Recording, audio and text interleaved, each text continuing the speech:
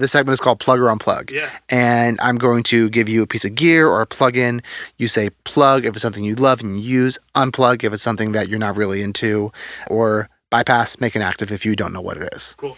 First one we're going to talk about, Sound Toys Primal Tap.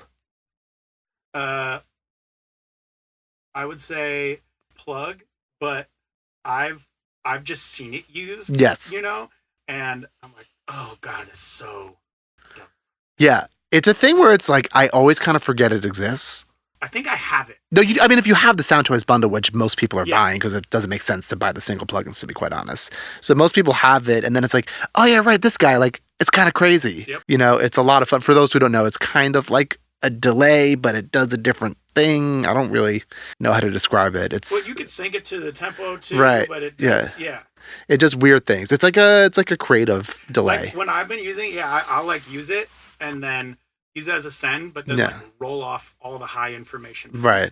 I think you can also do harmonic stuff on it too. Yeah. It's got a couple parameters that, like, again, I so rarely use it that it's like, it's almost like a new plugin whenever I reopen. I was like, all right, yeah. I forgot you exist. Like, you're fun. I feel like Wes Singerman or somebody was like throwing it on. Yeah, right. That's sick.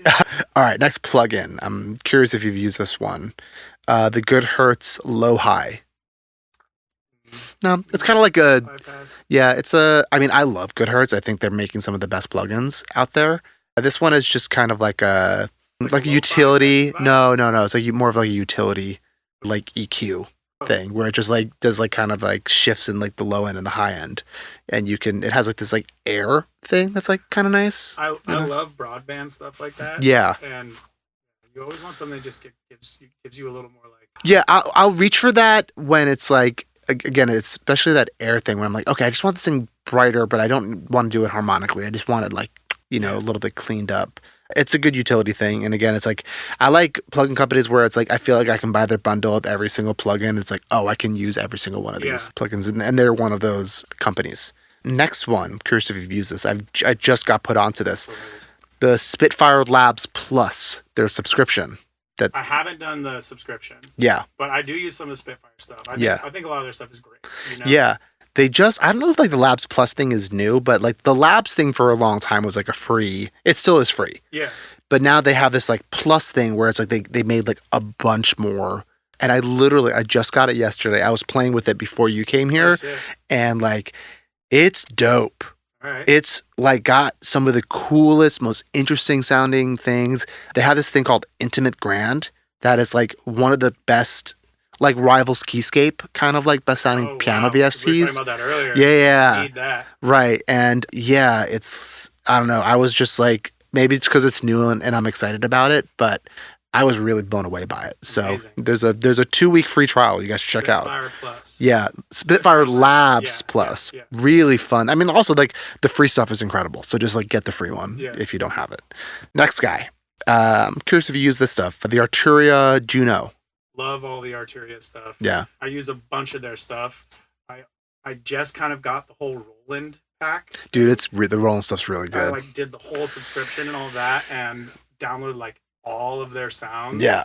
So I would say Plug, but I've just recently kind of shifted over to like the Zenology and stuff. Dude, my one complaint about the Roland Cloud stuff is that as incredible as it sounds, it's super fucking buggy. Yeah, it crashed. And it crashes all the damn time. And I'm just like, I've been using it for like years. I was one of the first people to use it for Roland Cloud thing.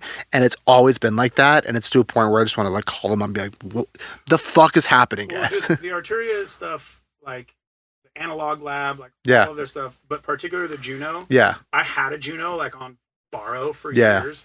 And the Juno's so, I think, accurate. Yes. And also you don't get all like, when you borrow somebody's Juno. Yeah. Okay. I mean, I have a real Juno here and it has its bugs, Yeah. Super fun to play around with. Yeah. Although also the Juno's not like a synth where I like turning knobs. Yeah. You get a lot of that. No, it's simple. Yeah. To me, it's like the plugin I would almost take over. Yeah. That's sacrilege. Having both, right? And I have like a couple different like Juno emulations.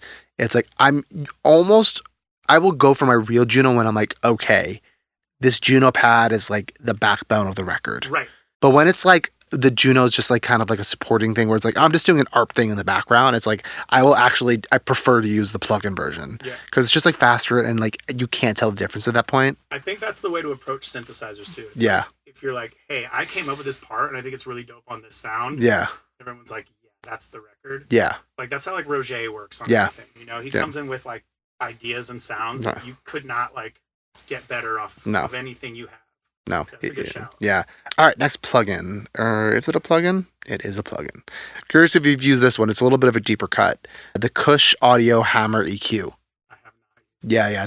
It's based off a real like tube EQ, like Pultec style-y kind of thing. I'm trying to think if I heard somebody talking about it or me listening to this podcast. It might have been Arkwright because he loves it.